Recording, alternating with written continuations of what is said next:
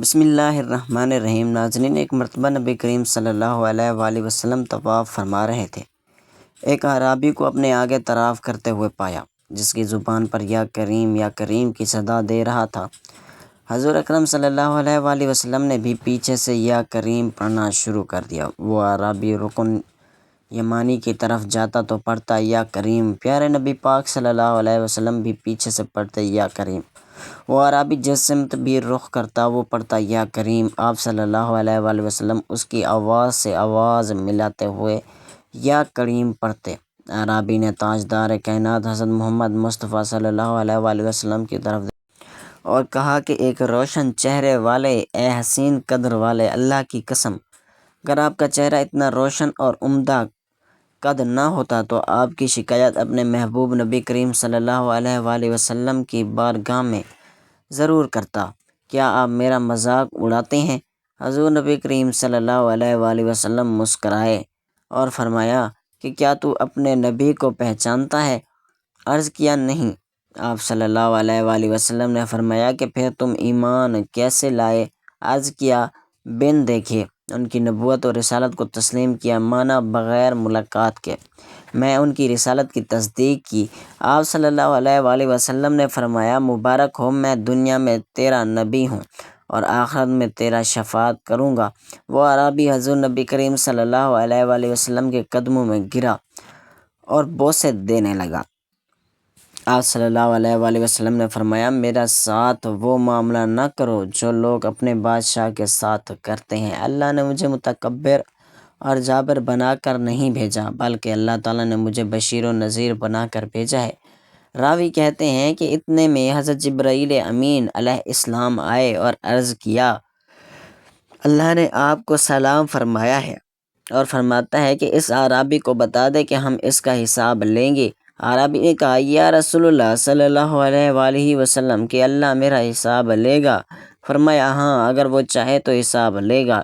عرض کیا کہ اگر وہ میرا حساب لے گا تو میں بھی اس کا حساب لوں گا۔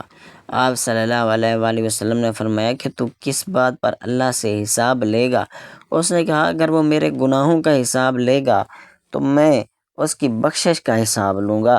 اگر میرے گناہ زیادہ ہیں کہ اس کی بخشش، اگر اس نے میری نافرمانیوں کا حساب لیا تو میں اس کی معافی کا حساب لوں گا۔ اگر اس نے میرے بخل کا امتحان لیا تو میں اس کے فضل و کرم کا حساب لوں گا۔ حضور نبی کریم صلی اللہ علیہ وآلہ وسلم یہ سب سماعت کرنے کے بعد اتنا زیادہ روئے کہ ریش مبارک آنکھوں سے تر ہو گئی۔ پھر جبرائیل امین علیہ السلام آئے، عرض کیا اے اللہ کے رسول صلی اللہ علیہ وآلہ وسلم، اللہ سلام کہتا ہے اور فرماتا ہے کہ رونا کم کریں۔ آپ کے رونے نے فرشتوں کو تسبیح و تحلیل بھلا دی ہے۔ اپنے امتی کو کہیں نہ وہ ہمارا حساب لے نہ ہم اس کا حساب لیں گے، اور اس کو خوشخبری سنا دیں یہ جنت میں آپ کا ساتھی ہوگا۔ غزوہ خیبر کے موقع پر آپ چرواہا حضور اقدس صلی اللہ علیہ وسلم کی خدمت میں آیا۔ وہ یہودیوں کی بکریاں چرایا کرتا تھا۔ اس چرواہے نے جب دیکھا کہ خیبر سے باہر مسلمانوں کا لشکر پڑاؤ ڈالے ہوئے ہے، اس کے دل میں خیال آیا کہ میں جا کر ان سے ملاقات کروں اور دیکھوں کہ یہ مسلمان کیا کہتے ہیں اور کیا کرتے ہیں۔ چنانچہ بکریاں چراتا ہوا مسلمانوں کے لشکر میں پہنچا اور ان سے پوچھا کہ تمہارے سردار کہاں ہیں؟ صحابہ کرام نے بتایا کہ ہمارے سردار صلی اللہ علیہ وآلہ وسلم اس خیمے کے اندر ہیں۔ پہلے تو اس چرواہا کو ان کی باتوں پر یقین نہیں آیا۔ اس نے سوچا کہ اتنے بڑے سردار ایک معمولی سے خیمے کے اندر کیسے بیٹھ سکتے ہیں۔ اس کے ذہن میں یہ تھا کہ جب آپ اتنے بڑے بادشاہ ہیں تو بہت ہی شان و شوکت اور ٹھاٹ باٹ کے ساتھ رہتے ہوں گے، لیکن وہاں تو کھجور کے پتوں کی چٹائی سے بنا ہوا خیمہ تھا۔ خیر، وہ اس خیمے کے اندر آپ سے ملاقات کے لیے داخل ہوا اور آپ سے ملاقات کی اور پوچھا کہ آپ کیا پیغام لے کر آئے ہیں اور کس بات کی دعوت دیتے ہیں۔ حضور اقدس صلی اللہ علیہ وآلہ وسلم نے اس کے سامنے اسلام اور ایمان کی دعوت رکھی اور اسلام کا پیغام دیا۔ اس سے پوچھا کہ اگر میں اسلام کی دعوت کو قبول کر لوں تو میرا کیا انجام ہوگا اور کیا رتبہ ہوگا؟ حضور اقدس صلی اللہ علیہ وسلم نے ارشاد فرمایا کہ اسلام لانے کے بعد تم ہمارے بھائی بن جاؤ گے اور ہم تمہیں گلے سے لگائیں گے۔ اس نے کہا آپ مجھ سے مذاق کر رہے ہیں، میں کہاں اور آپ کہاں، میں ایک معمولی سا چرواہا ہوں اور میں ایک سیاہ فام انسان، میرے بدن سے بدبودار آتی ہے، ایسی حالت میں آپ مجھے کیسے گلے سے لگائیں گے؟ حضور اقدس صلی اللہ علیہ وسلم نے فرمایا کہ ہم تمہیں ضرور گلے سے لگائیں گے اور تمہارے جسم کی سیاہی کو اللہ تعالیٰ تابانی سے بدل دیں گے، اور اللہ تعالیٰ تمہیں جسم سے اٹھنے والی بدبو کو خوشبو میں تبدیل کر دیں گے۔ یہ وعدے سن کر وہ فوراً مسلمان ہو گئے اور کلمہ شہادت پڑھ لیا۔ پھر حضور اقدس صلی اللہ علیہ وآلہ وسلم سے پوچھا کہ یا رسول اللہ صلی اللہ علیہ وآلہ وسلم، اب میں کیا کروں؟ آپ نے فرمایا کہ تم ایسی وقت میں ایمان لاؤ کہ نہ تو اس وقت کسی نماز کا وقت ہے کہ تم سے نماز پڑھواؤں، اور نہ ہی روزے کا زمانہ ہے کہ تم سے روزہ رکھواؤں، زکوٰۃ تم پر فرض نہیں ہے، اس وقت تو صرف ایک ہی عبادت ہو رہی ہے جو تلواروں کی چھاؤں میں انجام دی جاتی ہے، وہ ہے جہاد فی سبیل اللہ۔ اس چرواہے نے کہا یا رسول اللہ صلی اللہ علیہ وآلہ وسلم، میں اس جہاد میں شامل ہو جاتا ہوں، لیکن جو شخص جہاد میں شامل ہوتا ہے اس کے لیے دو میں سے ایک صورت ہوتی ہے، غازی یا شہید، تو اگر میں اس جہاد میں شہید ہو جاؤں تو آپ میری کوئی ضمانت لیجئے۔ حضور اقدس صلی اللہ علیہ وآلہ وسلم نے فرمایا کہ میں اس بات کی ضمانت لیتا ہوں کہ اگر تم اس جہاد میں شہید ہو گئے تو اللہ تعالیٰ تمہیں جنت میں پہنچا دیں گے اور تمہارے جسم کی بدبو کو خوشبو میں تبدیل فرما دیں گے، اور تمہارے چہرے کی سیاہی کو سفیدی میں تبدیل فرما دیں گے۔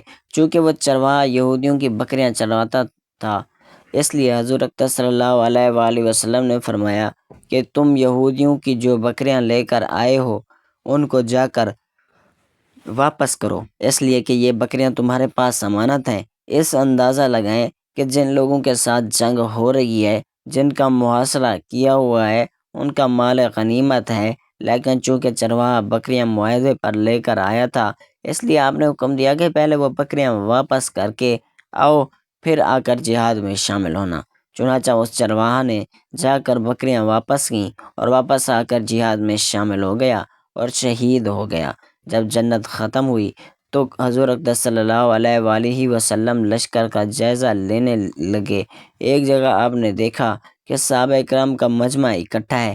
جب آپ قریب پہنچے تو ان سے پوچھا کہ کیا بات ہے؟ صحابہ اکرام نے فرمایا جو لوگ جنگ میں شہید ہو گئے ہیں ان میں سے ایک آدمی ایسا بھی ہے کہ جس کو ہم میں سے کوئی نہیں پہچانتا۔ آپ نے فرمایا کہ مجھے دکھاؤ۔ جب آپ نے دیکھا تو فرمایا کہ تم اس شخص کو نہیں پہچانتے مگر میں اس شخص کو پہچانتا ہوں، یہ چرواہا ہے اور یہ وہ عجیب و غریب بندہ ہے جس نے اللہ کی راہ میں ایک بھی سجدہ نہیں کیا، اور میں اس بات کی گواہی دیتا ہوں کہ اللہ تعالیٰ نے سیدھا اس کو جنت الفردوس میں پہنچا دیا ہے۔ میری آنکھیں دیکھ رہی ہیں کہ ملائکہ اس کو غسل دے رہے ہیں اور اس کی سیاہی کو سفیدی میں تبدیل کر رہے ہیں اور اس کی بدبو خوشبو میں تبدیل ہو گئی ہے۔ نبی کریم صلی اللہ علیہ وآلہ وسلم ایک سفر سے واپس آ رہے تھے۔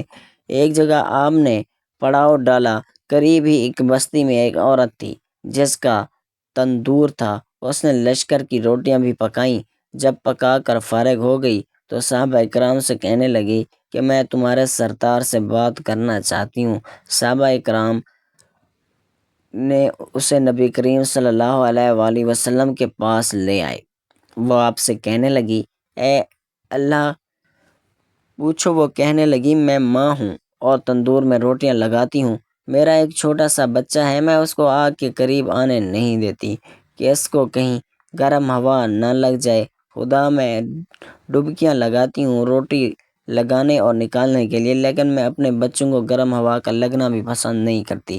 میں نے آپ سے سنا تھا کہ ساری دنیا کی ماؤں کی محبتوں کو جمع کر دیا جائے، اس سے 70 گنا زیادہ اللہ تعالیٰ اپنے بندے سے محبت کرتا ہے، تو اللہ تعالیٰ بندے کو جہنم میں جانا کیسے پسند فرمائے گا؟ ابھی اس بات میں آتا ہے جس کا مفہوم ہے کہ نبی کریم صلی اللہ علیہ وآلہ وسلم نے یہ بات سن کر سر جھکایا اور آپ کے مبارک آنکھوں میں آنسو آنے لگے۔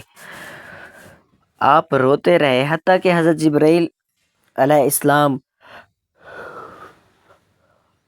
اللہ تعالیٰ کا پیغام لے کر آئے۔ میرے محبوب اس عورت کو بتا دیں اللہ نے ان پر ظلم نہیں کیا، انہوں نے اپنی جانوں پر خود ظلم کیا، انہوں نے اپنے پاؤں پر خود کلہاڑی ماری، کیونکہ اللہ تعالیٰ تو چاہتا ہے کہ یہ بچ جائیں، لیکن یہ لوگ توبہ نہیں کرتے، توبہ کی طرف آتے ہی نہیں، بلکہ اللہ کے ماننے کے بجائے شیطان کی مانتے پھرتے ہیں اور توبہ کو ضائع کر دیتے ہیں، بھول جاتے ہیں یہ تو اپنے عمل کی وجہ سے جہنم میں جائیں گے۔ حضرت ابو موسیٰ اشعری رضی اللہ تعالیٰ عنہ حضور اقدس صلی اللہ علیہ وآلہ وسلم کا ارشاد نقل کرتے ہوئے فرماتے ہیں کہ میری اور اس دنیا کی مثال جس کو دیکھ کر اللہ تعالیٰ نے مجھے بھیجا ہے اس آدمی جیسی ہے جو اپنی قوم کے پاس آیا اور کہے کہ اے میری قوم، میں نے اپنی آنکھوں سے دشمن کے بڑے لشکر کو تمہاری طرف آتے ہوئے دیکھا ہے، تم بے غرض ہو کر ڈرا رہا ہوں، لہٰذا یہاں سے بھاگنے میں جلدی کرو۔ چنانچہ اس کی قوم میں سے کچھ لوگوں نے اس کی بات مان لی اور سر شام چل دیے اور آرام سے چلتے رہے اور وہ بچ گئے، اور اس قوم میں سے کچھ لوگوں نے اسے جھوٹ سمجھا اور روحیں ٹھہرے رہے، اور تو دشمن کے لشکر نے ان پر صبح صبح حملہ کر کے ہلاک کر دیا، ان کو بالکل ختم کر دیا۔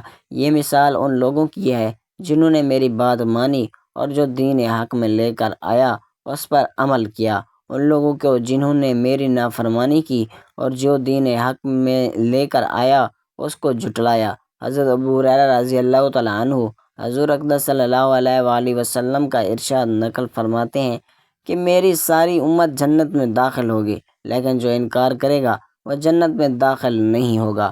عرض کیا وہ کون انکار کرے گا؟ آپ صلی اللہ علیہ وآلہ وسلم نے فرمایا جس نے میری اطاعت کی وہ جنت میں داخل ہو گیا، اور جس نے میری نافرمانی کی اس نے انکار کیا۔ حضرت جابر رضی اللہ تعالیٰ عنہ ارشاد فرماتے ہیں کہ جب فرشتے نبی کریم صلی اللہ علیہ وآلہ وسلم کے پاس آئے اور آپ صلی اللہ علیہ وآلہ وسلم سو رہے تھے، ان فرشتوں نے آپس میں کہا تمہارے اس ساتھی کے لیے ایک مثال ہے، اس مثال کو بیان کرو۔ بعض فرشتوں نے کہا یہ سو رہے ہیں، اور بعض فرشتوں نے کہا کہ ان کی آنکھیں سوتی ہیں اور دل بیدار رہتا ہے۔ تو فرشتوں نے کہا کہ ان کی مثال ایک ایسے آدمی جیسی ہے کہ جس نے ایک گھر بنایا اور اس گھر میں کھانے کی دعوت کا انتظام کیا اور ایک بلانے والے کو بھیجا، تو جس نے اسے بلانے والے کی بات نہ مانی، نہ وہ گھر میں داخل ہوا، نہ اس دعوت میں سے کھایا۔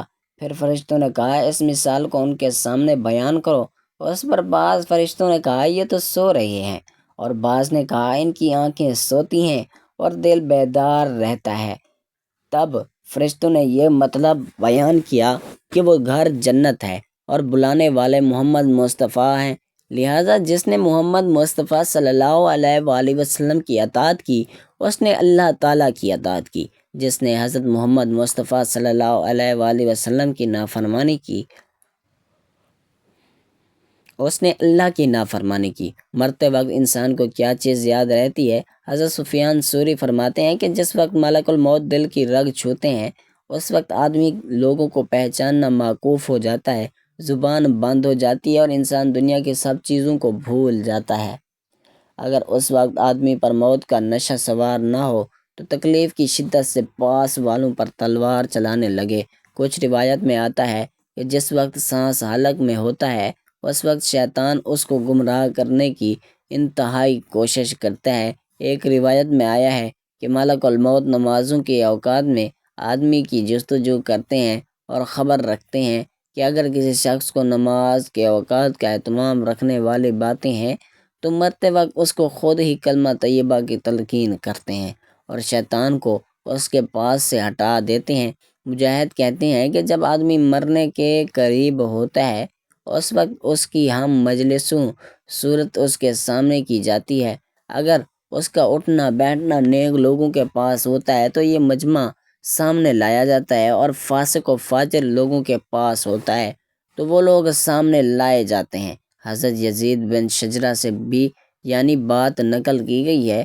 ربیع ایک عبادت گزار آدمی بصرہ میں تھے، وہ کہتے ہیں کہ ایک شخص مرنے لگا، لوگ خود اس کو لا الہ الا اللہ کی تلقین کر رہے تھے مگر اس کی زبان سے نکل نہیں رہا تھا۔ شراب کا گلاس تو بھی پی اور مجھے بھی پلا، اس طرح آواز بھی ایک شخص کا انتقال ہو رہا تھا تو لوگ اس کو لا الہ الا اللہ یعنی کلمہ کہنے کی تلقین کرتے، اور وہ کہہ رہا تھا 10 روپے 10 روپے۔ اس کے بالمقابل جن لوگوں نے مرنے کی تیاری کر رکھی تھی وہ لوگ دنیا میں موت کو یاد رکھتے تھے، اس لیے کہ کچھ کارنامے کر رکھے تھے۔ ان کی موت ایسی ہی تھی جس کو حضور پاک صلی اللہ علیہ وآلہ وسلم نے موت کا تحفہ بتایا ہے۔ حضرت بلال حبشی کی وفات کا وقت قریب آیا۔ ان کی بیوی کہہ رہی تھی، ہائے افسوس تم جا رہے ہو، اور یہ کہہ رہی تھی کہ کیسے مزے کی بات ہے، کیسے لطف کی بات ہے، کل دوستوں سے ملوں گا، حضور اکرم صلی اللہ علیہ وسلم ملنے جا رہا ہوں، میں اچھی طرح سے اچھے لباس میں ان کے پاس جاؤں گا۔ اللہ تعالی ہمیں نیک داروں میں شامل فرمائے اور ہمارا خاتمہ بالخیر فرمائے، آمین ثم آمین۔